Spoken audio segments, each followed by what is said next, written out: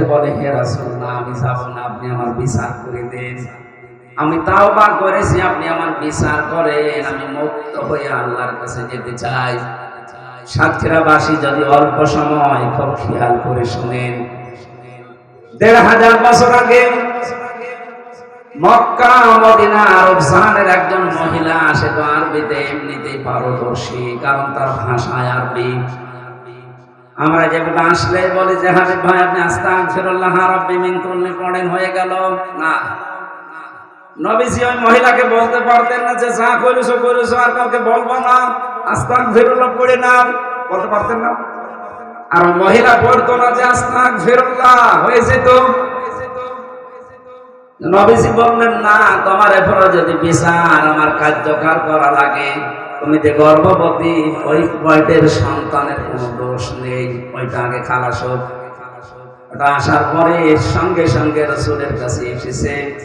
নবীজি বললেন, না, এই ছেলেটার এখনো পর্যন্ত 2 বছর হক আছে দুধ পান করা। এখানে একটা শিক্ষা আছে, যারা মেয়েরা এসেছেন সম্মানিত মা বোনেরা, মাইকে বলা যদিও ঠিক না, তারপরও আমি বলছি, আপনারা কানে আঙ্গুল দিয়ে থাকেন। ওয়ালিদাতু ইরদি'না আওলাদাহুন্না হাওলাইনি কামিলাইনি লিমান আরাদা আইয়ুতিম্মার রাদা।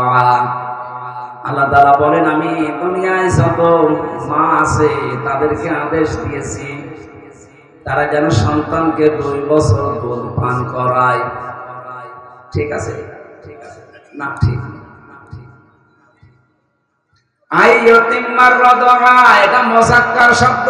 এখানে যারা আলেম আছে, মাওলানা বেলালী ভাই সহ যারা আলেম আছে জিজ্ঞাসা করবেন, এখানে মুআন্নাস শব্দ আল্লাহ দেয়নি, মুযাক্কার দিয়ে আল্লাহ বাবাকে দায়িত্ব দিয়েছে সন্তানের 2 বছর দুধ পান করানো লাগবে। আমাদের আছে ওই সমস্ত জিনিসপত্র আছে, তাহলে আমাদের দায়িত্ব দিলেন কেন? সন্তান জন্ম দেওয়ার পরে এই দায়িত্ব পুরাটা বাবার, কিন্তু আমাদের মারা দয়া করে পালন করে দেয়। যদিও বাংলাদেশ, ভারত, পাকিস্তান এই সমস্ত দেশগুলোতে এরা ফিরিয়ে দায়িত্ব পালন করে, স্বামীর কাছ থেকে কোনো পারিশ্রমিক, কোনো টাকা পয়সা, অর্থ নেয় না। মেয়েরা যদি একবার বেঁকে বসেছে, না, এ দায়িত্ব আমার না, আমি আর করবো না, আগামীতে 2 বছর দুধ পানতে করা হলে 1 লাখ টাকা দেওয়া লাগবে, আপনাকে তাই দেওয়া। এই জন্য মাইকে ছাতা বলতে চাচ্ছিলাম না, বলেছিলাম যে ওনারা যেন কানে আঙ্গুল দিয়ে থাকে। সম্মানিত মা বোনেরা, যেহেতু এই দায়িত্ব আপনারা পালন করছে, বাবার উপর একটা দয়া দেখাচ্ছেন, স্বামীর উপরে। অনেক মেয়েরা এখন আধুনিক জামানায় এসে নিজের শরীর, বডি এগুলো খারাপ হয়ে যাবে, এজন্য ছেলে মেয়েকে আর দুধ দিতে চায় না। তারা বলে যে স্বামীকে ডানো নিয়ে এসে খাওয়াতে চায়।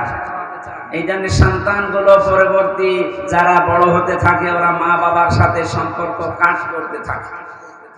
মায়ের স্তনের দুধের সাথে সন্তানের অনেকগুলো বিষয় আল্লাহ জড়িয়ে রেখেছে। এখানে যে সন্তান মায়ের দুধ বেশি বেশি খেতে পারে, মা বাবার সাথে তার মহব্বত বাড়ে এবং তার স্বাস্থ্য ভালো থাকে। এর ভেতরে অনেকগুলো বিষয় আল্লাহ দিয়ে রাখেন। এই জন্য আশা করবো আপনারা এই বাজারের এই সমস্ত বিষয় না দিয়ে যতটুকু সম্ভব হয়, আপনাকে আল্লাহ দিয়েছে এই বিষয়গুলো এই কারণে, এগুলো না দিয়ে যদি এই দুধ জমাট বেঁধে থাকে, পৃথিবীর কোনো জিনিস জমাট বেঁধে থাকলে দেখবেন নষ্ট হয়ে যায়। এই যে পানি এক জায়গায় থাকলে পচন ধরে, পোকামাকড় তৈরি হয়, দুর্গন্ধ হয়, কথা বলে না কেন? লোহা লক্কড় এক জায়গায় রাখেন, দেখবেন জং ধরে যাবে, নষ্ট হয়ে যাবে। পৃথিবীর কোন জিনিস এক জায়গায় রাখলে ঠিক থাকে আপনি আমাদের দেখাতে পারবেন না। ক্ষমতা এক জায়গায় থাকলে ঠিক থাকে না, নষ্ট হয়ে যাবে, কথা বলে না কেন? এই 15.5 বছরে তো তাই হয়েছে। যদি 5 বছর পর পাল্টাতো, আর যদি এই সিস্টেম থাকতো যে আমার কিন্তু সামনে জনগণের রায় লাগবে, জীবনেও মানুষ এত অত্যাচার করতে পারত না। তাছাড়া 28 অক্টোবর 2006 সালে যা করেছেন, এরপরে তো আপনাদের আর মানুষ বলা উচিত না। আমি সিরাজগঞ্জ থেকে 7 সালে একবার আসছিলাম, বাসের পেছনে বসে আছি ড্রাইভারের, রাস্তার মাঝখানে একটা পুকুর পড়ে আছে, উনি ড্রাইভার একেবারে রাস্তার মাঝখান দিয়ে না দিয়ে বাম দিয়ে চালিয়ে দাঁড়িয়ে একেবারে ঝাঁকি দিয়ে বসে ডাক দিয়ে বললাম, ভাই আপনি এমন করলেন, এখনই তো অ্যাক্সিডেন্ট হয়ে যেত। আমার বলছে, আপনি দেখেন না একটা কুকুর পড়ে আছে, মরা কুকুর, আমি আবার ডবল করে চাকা দেবো, আমার বিবেক নেই? আমি বললাম, তো মরে গেছে, ওরে আবার মারলে কি আর না মারলে কি ওটের পাবে? ড্রাইভার আমার দিকে ঘুরে বলছে, হুজুর আপনি কি আসলে হুজুর? আপনি কেমন হুজুর? আপনি দেখেন যে একটা মরা কুকুর পড়ে আছে, আমি ডবল করে মারবো, আমার বিবেক নেই? আমি এই কথা শোনার জন্যই ছিলাম। একটা মরা জিনিস আপনি ডবল করে মারতে পারেন না, আপনার বিবেকে বাধা দেয়। অথচ এই দেশে লগি বৈঠা এই তাণ্ডব আমরা দেখেছি গত বছরে, এখন 7 সাল ছিল আর ওটা 6 সাল। আমি ওই ড্রাইভারকে, একটা হিন্দু ড্রাইভার সুব্রত কুমার, ওরে বললাম আপনি কোন ধর্মের? আমি জানতাম না, নাম জিজ্ঞাসা করার পরে জানলাম যে আপনি অন্য ধর্মে। আপনার ইমেল নেই কিন্তু বিবেক আছে। মরা জিনিস আপনি ডবল করে মারতে পারলেন না, অথচ এই দেশে আশরাফুল মাখলুকাত মানুষ পিটিয়ে মারার পরে তাদের লাশের উপরে ড্যান্স দিয়েছে এই দেশের কিছু মানুষ।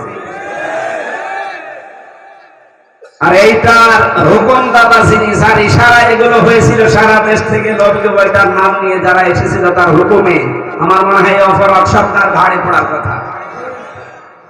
এই অপরাধের জন্য তাকেও তো মেরে ফেলার দরকার ছিল সূরা বাকারার আয়াত অনুযায়ী। যে কাউকে মারবে তার নির্দেশে হোক, তার ইশারায় হোক, তাকেও মেরে ফেলা লাগবে, এটা নির্দেশ। এই হিসাবে তাকে যদি মেরেও ফেলতেন গুনাহ হতো না, অথচ তাকে মারার এই মিথ্যা অপবাদ দিয়ে মানুষটাকে আপনি 4 বছর জেলে রেখে দিলেন। 70 বছর জেল দিয়েছে, 70 বছর বাঁচবে। জেলখানায় যে দেখেছে এরকম কিছু আজব মামলা আছে। এই যে শাহজাহান জল্লাদকে জিজ্ঞাসা করছে, ভাই আপনার জেল কত? বলছে 160 বছর। আপনি তো আর একটা জন্ম নেওয়া লাগবে। মকিম গাছিরে বলেছিলাম যে আপনি কত বছর? আমার 140 বছর। বলে তো 140 বছরের দেশে কেউ বাঁচে? কি নিয়ম কানুন তৈরি করে দিয়েছে আল্লাহ।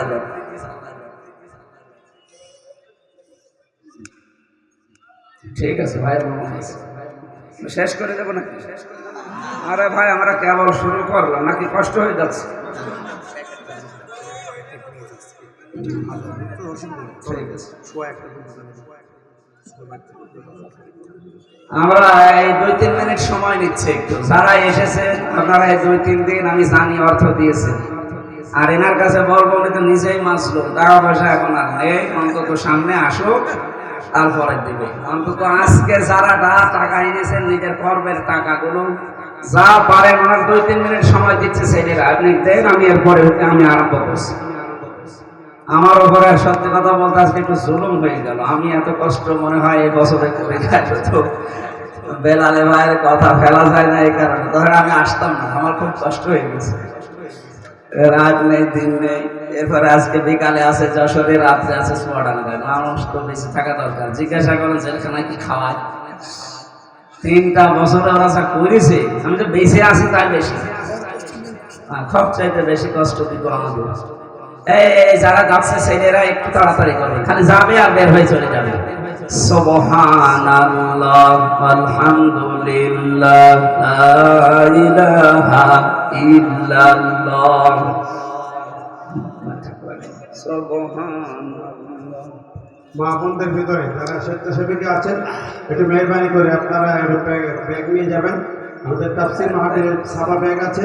বাচ্চারা যারা দাঁড়িয়ে যারা আছে সেখানেও যাবে। রাস্তায় যারা আছে সেখানে রমজান প্যাকেটগুলো পাঠিয়ে দেন, মেহগনি বাগানের অফিস পাঠিয়ে দেন। আসলে সত্যি কথা বলতে কি, দুর্যোগপূর্ণ আবহাওয়ার কারণে বিশাল আয়োজনে আমরা বাড়িয়েছে আজকে, বৃদ্ধি হওয়ার কারণে বিভিন্ন কারণে আমরা খরচ খরচা বেড়ে গেছে। আপনাদের অনুরোধ করছি যারা এসেছেন কোরআনের জন্য 100 টাকা, 200 টাকা, 500 টাকা, 10, 20, 50 যার কাছে আছে কেউ